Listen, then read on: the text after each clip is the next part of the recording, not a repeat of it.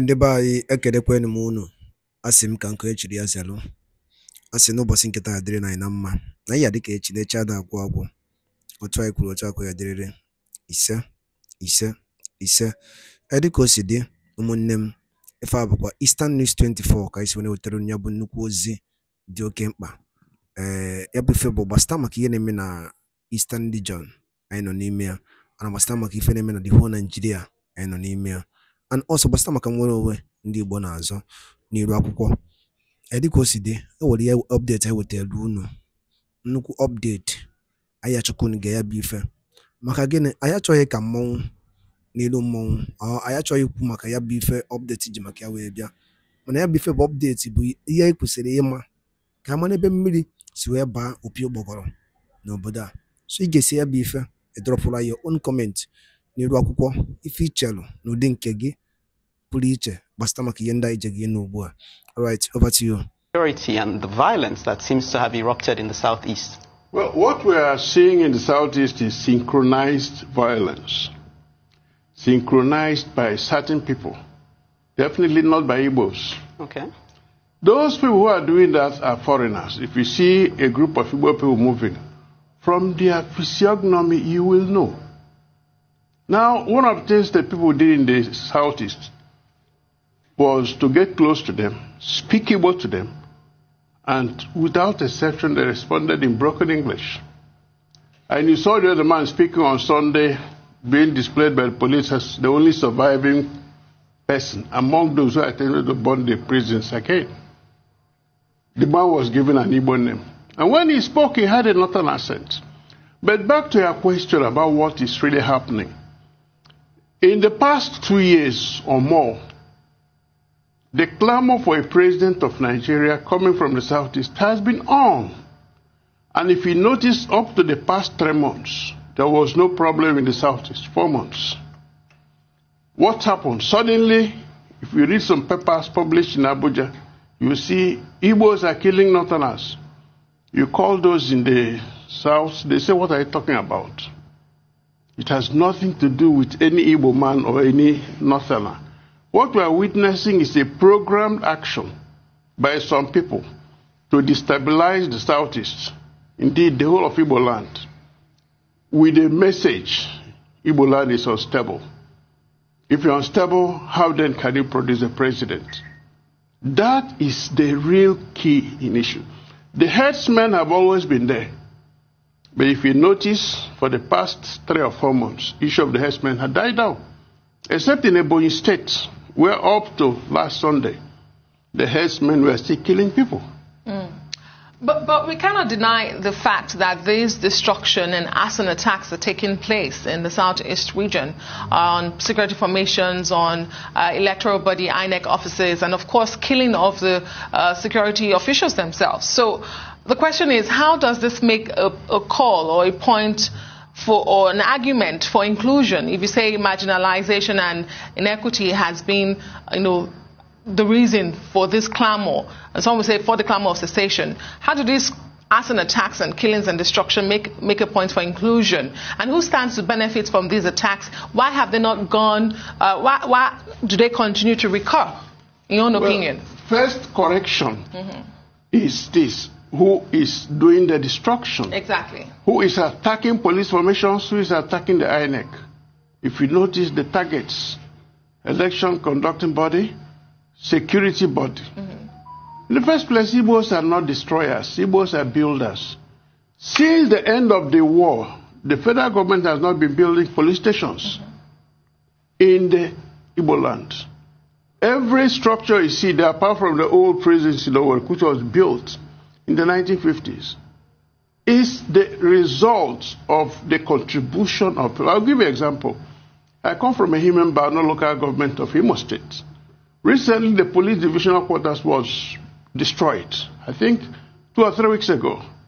What most people don't know is that building was built by the community, Nso community, and donated to the police last December.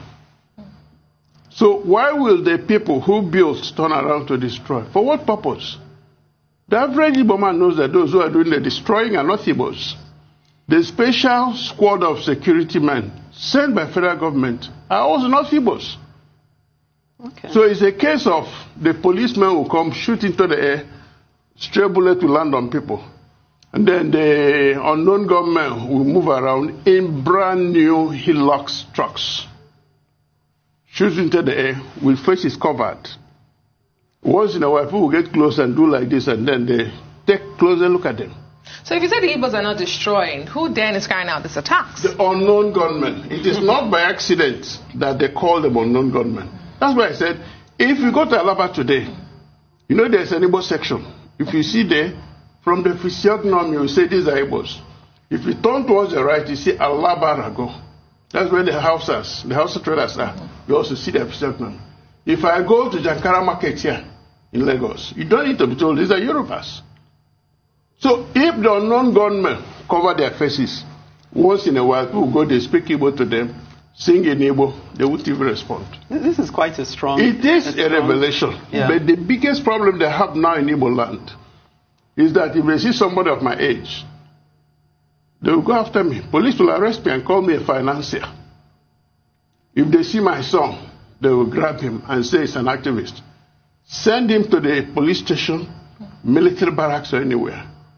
You have to run around to get him out. And you know what it means to Nigeria for someone to run around. I don't mean real race. You have to do something. Otherwise, you see him on TV the next day confessing to things he did not do. Because when they torture you, you have no option. And remember, Archbishop Obinna, the Archbishop of Owerri Catholic Diocese, last Sunday came out almost weeping that the morgue where they keep dead bodies, that place is overflowing. 35 unidentified bodies. The Nigerian Bar Association came out and said, we have set up a unit to liaise with the police commission. That's how they have been able to rescue some people, including the man who came from Bayelsa, who was going to buy a casket for his father-in-law's burial. The one was grabbed and displayed on TV as a high-ranking chief. Permit me to just interject, because you're making strong assertions, and we wonder why this hasn't come to light in a more public forum. But let me just ask, what we do know, though, is that there was a... I'm glad you said you're from Imo State. Yes. There was a sit-at-home order, and it would seem that largely it was obeyed. So that would then beg the question, who is in charge? You know, we want to bring up the issue of IPOB because they've made certain assertions. And then we want to ask the question as well regarding Imo State. It's hard to put this. There have been assertions by people in Imo State that since the current governor came into being, that Imo State hasn't known peace. So suggesting that his coming in as governor has also triggered some of these violent attacks. What's your take on that? Let me take them one by one. Issue of sit at home. To observe a day for our departed brothers, those who died during the war, has been on since 1970. So it depends on the government of the day to make it a focal point. No, I'm talking about how it was enforced. There was intimidation behind it. No, there was no intimidation. Listen, what you saw was what we call a charade. Some people will wear black and red and be moving around. You think they're Igbos, they're not Igbos. That's the point I was making. The unknown gunmen are not Igbos. As for Day of Mourning, it's observed every year. You have seen the one of 30. September 9, some people will also observe their own. They don't make noise about it. They just call their own Yom Kippur. We call our own mourning our dead. 2, IPOB is what I call a phenomenon that has risen because of injustice, because of lack of fair playing ground, because of arrant discrimination. Now, nature abhors vacuum. So whenever there is this kind of lack of inclusiveness, grumbling will come in. All it takes is somebody to harvest that they're grumbling and say, this man is doing something bad. Let's see what I can do. Believe me, the average person will join. On the issue of the governor, I better leave it at that. Is the governor in charge of any security force there? No. If he says something negative, they'll go against him. You know where he lives in Owerri? It's called the fortress. On one side is Army Chief's house, Police Chief, DSS, Air Force. all of them live in a circle. And the police headquarters and the prisons that were just burned down, you just opposite them. Okay. CCTV showed all those who do the attacking. Do you know that till today, none of these groups I mentioned ever produced a CCTV? And I mean, a lot of people watch will be wondering, why is nobody being brought to book? Where are the perpetrators? But in the absence of state police, we've seen vigilantes across the country, states having to form their own vigilantes, and as well as regional security. Same as the Southeast with Ebube Agu. They don't seem to be making much headway. What have the governors got wrong when it comes to security of their states and, of course, the region, Southeast in particular now? Well, I don't want to call it intimidation from Abuja. I also don't want to call it timidity of the governors. No. Let me say it's a case of three political parties having governors in the Southeast. Three political, PDP has two. That's Enugu and Abia. Enugu has always had a Bibago. They have a name for their own and they have bosses for them. Abia State, yes, its own is not as elaborate as that of Enugu. Imo State also passed a law a long time ago outlawing open grazing. And they also passed a law establishing a Bibago.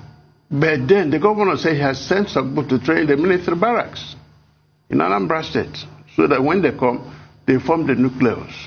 Now, the man in Anambra also has his own. His own method is different. Because there are three parties, they have different methods. Abga said, okay, if you kill a cow, you pay. If you kill a human being, you pay. And they're enforcing it. So when you're talking of a Bibago to them, they may say we have something different. The man in Ebo, you know, he has just joined APC. And he's also the chairman, so he's been drawn on one side. Unfortunately, his state is the worst hit by the killer herdsmen. Up till this Sunday, we are still killing. Now, the governors are also, well, I think they're handicapped. But remember this, there are killings all over the country, in all the zones. And in terms of number, in terms of statistics, Kaduna State has had more people killed or kidnapped than the whole of Southeast and South put together. Yeah, the IG of police, when he came, he said, I'm concentrating on Southeast and South. In other words, they know what they're doing. So those special squads sent to Imo State because of this crisis, are they putting anything together? Their job is to go and block the road. I saw them. I was there Saturday before last. For me to pass, all the roads were blocked in the city. For me to go to the airport, I had to call one man. When I noticed his less unfriendly appearance, I said, I just joked. He said he was an Ishan man. I said, Ishan Wayo? He laughed. He said, Ishan. I said, okay, Oba talk where he said, he relaxed. I said, Oga pass.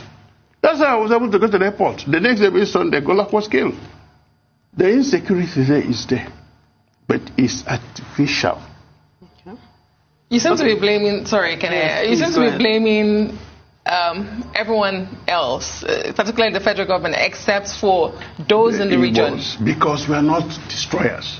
The average Igbo man is a builder. That Owerri airport was built, started by this Ambaku, with people contributing 1 naira. Everything you have in Imo State was built by the people, not by the government. Okay, let me just bring this in because. And by Ekenepwen Mono, the Kunusibe, Neso Equanai, the Menero na Eastern is 24. Isikwana Chukoka, Biamayana, Runchanin and of Nofu, the Kunusibe, Eswera, Nira.